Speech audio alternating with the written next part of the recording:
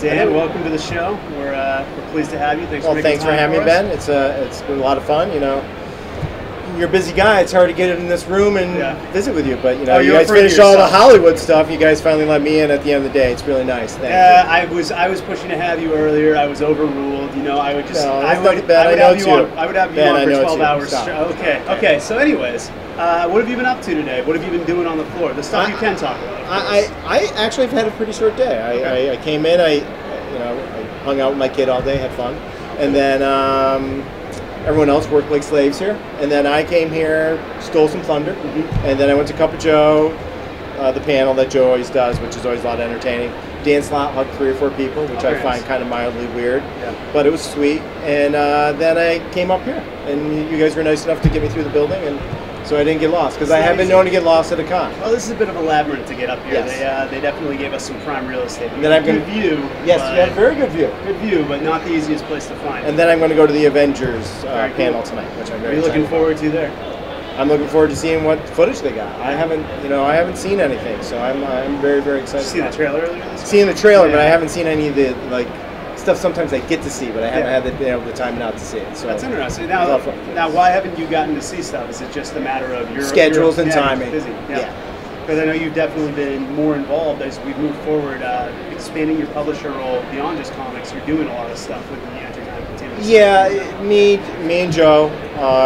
When we first came back here about 7-8 years ago, Alan Fine and Ike Perlmutter kind of got us more involved in like the TV and movie stuff and animation, and it's been a lot of fun. And it's nice to get some of that responsibility and get a chance to talk about things. But ultimately, Kevin and his team do a fantastic job just figuring out how to make great movies. We get to sit in the room and say, that would be cool if you did that, and it's fun to be able to do that. But they do a fabulous job. But yes, it's everyone in the, as you know, you've been at Marvel a long time now, and you don't get to do just one thing, whether you like it or not. No. So, but usually it's a lot of fun to be able to do that. Just to kind of expand on that, kind of walk people who might not know what the role of publisher is at Marvel. What's your day-to-day? My day-to-day is... Not that any 2 days are the same. No, but the publisher role is a lot to do with, because I think a lot of people do wonder what it is, because Stan, me and Joe and Axel now have a lot of fun. We get to have that title that Stan had. Yeah. And I hold on to it with a tight iron fist because I like having a title that Stan had. And what it is like I get to be involved in the creative process, storytelling, talent, but then where I jump out of that part is I get into the boring stuff, like how much does paper cost, what are you going to charge for a book, what's the marketing plans, human resources stuff, things like that. So it's more of like, it's probably much more like a general manager. I think in many other organizations, a publisher at a magazine shop, it's much more into ad sales. That's a little bit of part of my job, but it's not a big part because we're not that type of publisher. And a publisher in a traditional book company would be much more of someone who's seeking out talent and seeking out manuscripts to publish, where mine's a little bit more of a general manager role. Right. It's definitely been interesting for me because I know when I've been in the room at creative summits, sometimes you're kind of the guy who you sit at the top of the room, you observe what's going on, and you've got a keen creative side, but a lot of stuff you were talking about, the practical sense, when some of the writers, the creators are stuff going off, this would be a great story, this would be a great story, you're the guy who steps in and says, this would be a great story, here's how we get it done in a way that makes sense. You make me sound much more polite than I really am at some of those meetings. I'm the one that has to look at the overall calendar for the 2 years. I saw a great card one time that someone had at a different creative shop, and the guy's title was Realist. And I thought that was fantastic, and I'm kind of in the room. Yeah, I like mixing up with the creative guys and saying, I think this would be cool, that'd be cool. Because you are an active participant in the creative side. Yeah, and it's fun, and they let me do that, and I can't write a complete sentence, but it's cool. But my major role there is make sure that, because there's 20 or 30 people in that room, making sure that people are not used to being in a room like that speak, because everyone's got a lot of great input to give, and then making sure that there's a schedule, that we don't get too caught up in something that might be happening a month from now, that you're talking about everything that might be happening for 2 years. So because we have a living, breathing universe, we want to make sure everyone's thinking about how to interact and what it could lead to, that would be exciting for our fans and new consumers. I'm also the guy in the room who goes, that's a cool idea, but that book will never sell. And which I get frowned upon. Someone's got to say it, but it's a lot of fun. Yeah. Actually, that's by far my favorite part of the job. Easily, hands down. Now, the only panel you tend to do at these shows is Cup of Joe. So that's a big deal for a lot of people. They get to go and interact with you. At today's Cup of Joe, did you get to talk a lot? Did you have a lot to say? I got to talk because I can't help myself. I like saying stupid things at panels and acting like I'm funny. So, yeah, it's fun. I mean, it's a big panel. They're really there to see Joe and interact with Joe. I love that panel because it's a Q&A, and I think it's a lot of fun to do that type of stuff. Most of Marvel's panels have a very Q&A aspect to it, but the Cup of Joe panel tends to reach into a lot of different areas. It's not just about Spider-Man or the X-Men or the Ultimate Universe. It could go from us talking about what we may be doing that's associated with our with our sister company at Disney, to different publishing initiatives, third-party stuff. Like we announced the Dexter comic book there, things like that. And that's why Cup of Joe's good. It's very broad and far-reaching. Like the 8-page comic book for Prep and Landing, which Joe was super excited about. If you guys don't know what Prep and Landing is, watch ABC Family. It's a great 3D CGI animated thing about two elves that set things up for Santa to show up at your house, and they go into the Avengers mansion and set it up for Santa to go in, and hijinks ensue. But that's why I really enjoy Cup of Joe. Plus, we tend to have a pretty good time. Yeah, I was going to ask because we weren't at the panel, but I knew we did announce the Dexter comic. Yes. So I wanted to ask, what can we say about the Dexter comic? It's still a little early. It's a little early, and the thing is, the great thing about it, we have the author of the Pro series and creator actively involved in the series. I have to give kudos to Ruan J. Talecki. He really had been working on this for 2 or 3 years to make it happen. And I have to give you kudos for being able to pronounce his last name. Yes, that's a stumbling point. Usually I stop at Ruan, but I felt brave, and I was on camera, and I'm pretty big on that. Well done. But no, because the third-party stuff, it's we're very choosy about what we bring in because we want to make sure that it's unique and special, and it'll help us bring new readers in because we get so much. Why bring in a lot of third-party stuff? Because we have such a great reach of content of our own IP that we own.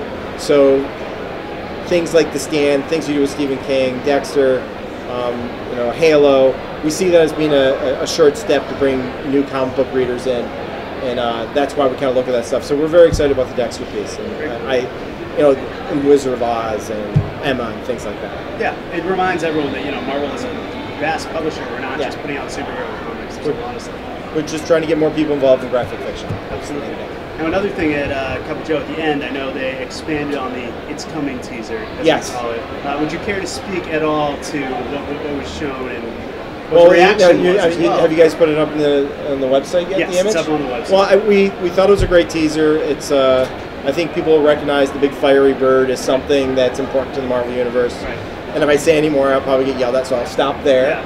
What was the reaction like? The reaction was, it was what we hoped. Sometimes you're like, oh, this is going to be so cool, and then crickets. Yeah, and then you act like you meant to have crickets, and it doesn't ever work out that way.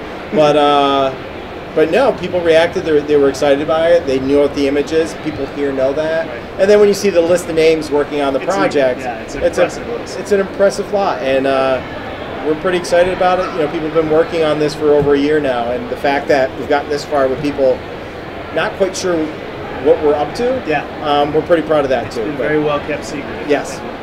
We also announced the new Avengers Assemble series. Yes. Bendis and Bagley are coming back doing a book kind of in the vein of Invincible Iron Man, Mighty Thor, launching around the time of the Avengers movie. Yes. Can you tell us anything about that? I'm not as involved in that one creatively, but I've known since Mark has come back. Right. We've been working very hard to find a project that him and Brian could get together with and recapture a lot of the magic that was with them with Ultimate Spider-Man. All I know will be great storytelling.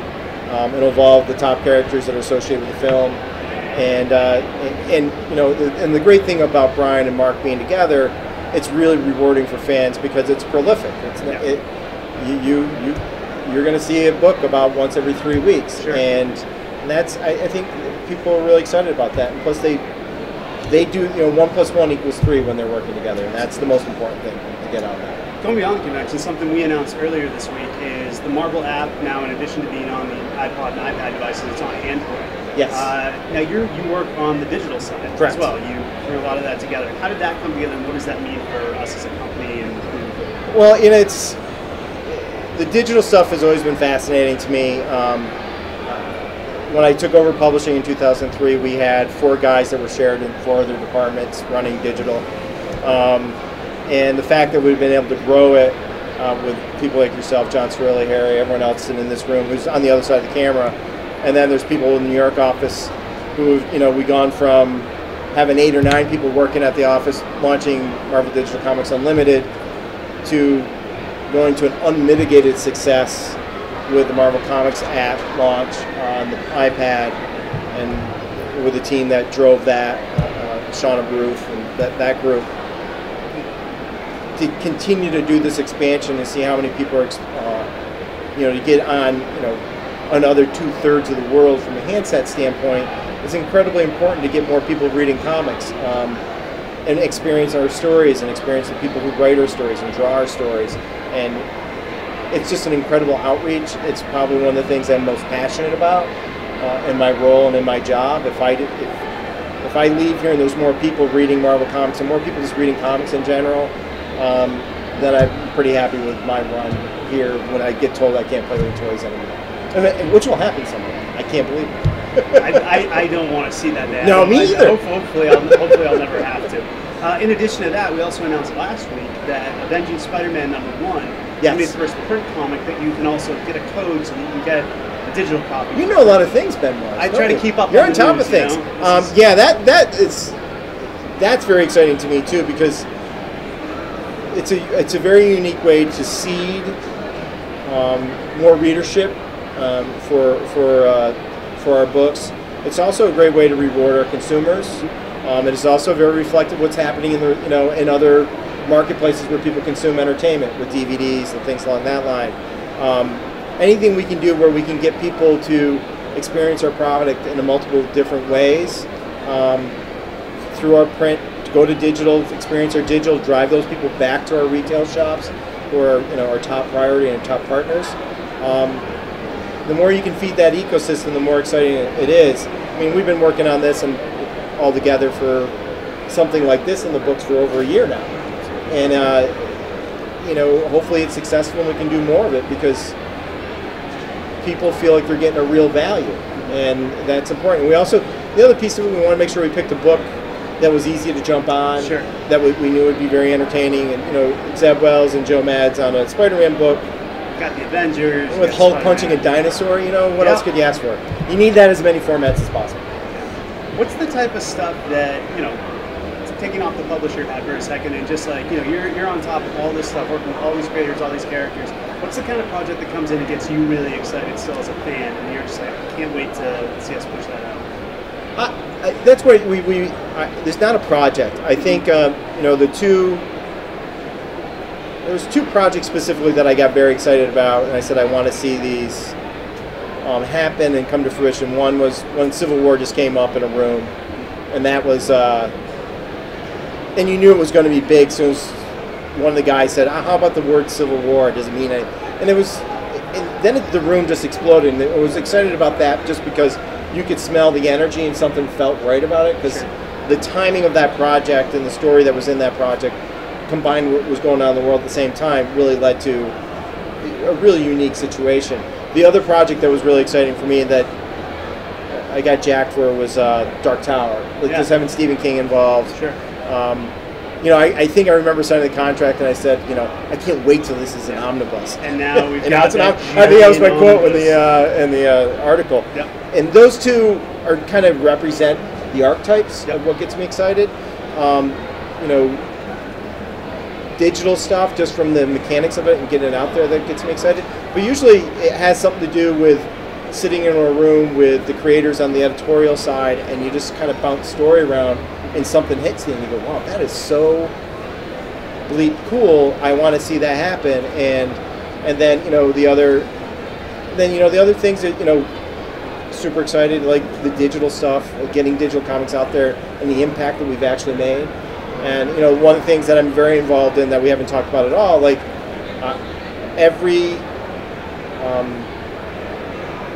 snippet that I see of Ultimate Spider-Man, Oh, yeah. the cartoon series come in, I get super jacked. I just say it's got everything you're looking for, and it's